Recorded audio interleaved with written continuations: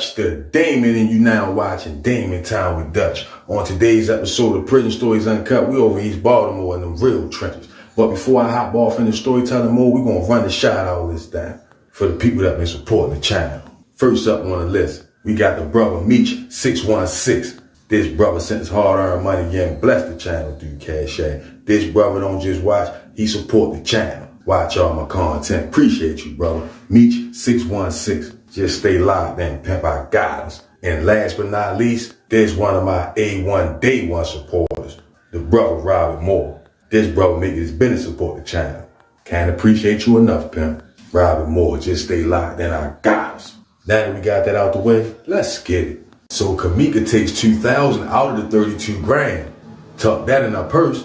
She tie the trash bag back up and take the money upstairs in the bedroom, tuck it away in the closet, lock the bedroom door. When she came back downstairs, Jamaica was coming out of the basement from doing the same thing, putting her money up. They locked the house up and got in Jamaica's car. You can see the worry on Kamika's face. Now, see, Jamaica always kind of sort of been a little jealous of Kamika. There's a little sibling rivalry. But the fact that Jamaica introduced Kamika to dancing, and within her first really week of stripping, this bitch come home in one night with 32 grand. Just like Kamika, Jamaica had never seen that type of money. So it was just really getting up under her skin that she been doing it for years. And they identical twins, but she ain't never had a night like that.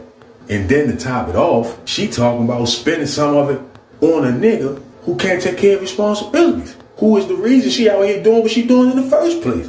The more and more she thought about it, the more and more that shit just got up under her skin. But knowing better than to speak on it, she just stayed silent the whole car ride to their mother house, who still had the kids. So when they get to the grandmother house, she in there feeding her grandkids. Had them all seated around the table, eating breakfast. Kamika pulled her mother in the kitchen, broke down crying, let her know what happened to Mikey, and asked her could she hold the kids for a few more days, slid her $200 more. And her mother was fucked up about that because she really liked Mikey. So, she was like, of course I'll watch him. Tucked a little $200 in her bro. But anyway, before they left back out, Kamika and Jamaica went down in the basement where their brother Junebug stayed at. And they was telling him about what happened to Mikey. And because he had beat a couple cases back in the day, they was asking him what lawyer would be a good choice for a double whammy, two body, you know what I mean? You need a trial expert. So Junebug tell him like, you can get Billy Murphy.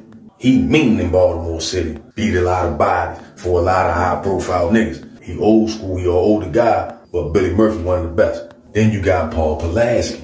Paul Pulaski known for beating a lot of bodies and getting niggas good plea agreements. He like, it's some other guys, but he like, them right there, them the top two for me. So Kamika wrote the names down and asked him cause she uses yellow pages. They get to looking up the number to the offices for both attorneys. She called in and scheduled a meeting with both of them. They told her retainer costs and to bring it with her.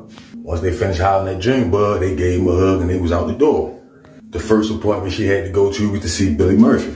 He had an office downtown. Long story short, they go down there, pay the $500 retainer fee, sit in there and talk to Billy Murphy for damn near an hour just for him to tell them he gonna need $50,000 for the double homicide. Money they didn't have. So that was a waste of time.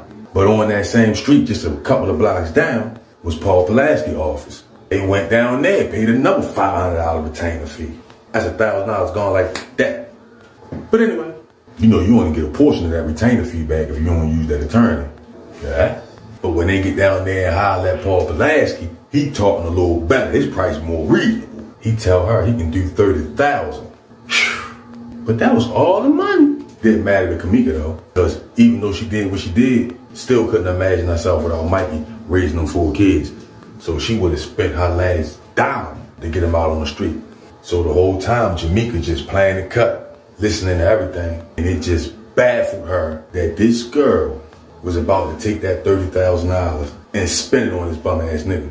To her, in Jamaica's mind, it wasn't worth it. She felt like Kamika was throwing it away. So right there, in that office, in Paul Pulaski's office, she started concocting a plan in her mind to get our little hands on our sister money.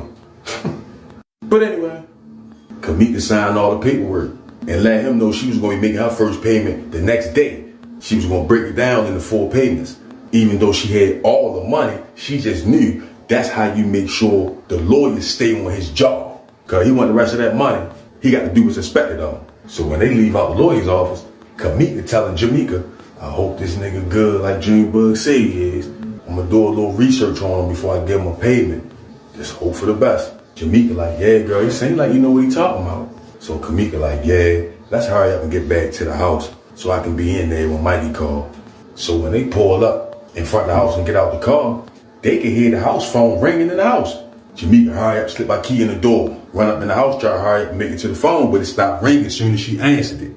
And she heard that dial tone. She like, fuck, he just called. But when she hung the phone up, it started ringing immediately again. So she looked at the call ID, she like, oh, all right. So while the operator is telling her who on the other line and all that shit, press 1 and all that, Jamaica tell her she ready to go down in the basement, take a shower, get herself together. So she go downstairs in the basement. Once the operator finished talking, Mikey come on the phone like, babe. Kamika like, yeah, babe, what's going on? He tell her like, man, that shit all on the news. They ain't trying to give me no bail. He like, man, I gotta get the fuck out of here. He was stressing, she could hear it in his voice. She tell him like, the lawyer told me you probably wasn't gonna get no bail. So Mikey like, lawyer, what lawyer? You got any lawyer? She like, yeah, we just came back from talking to him.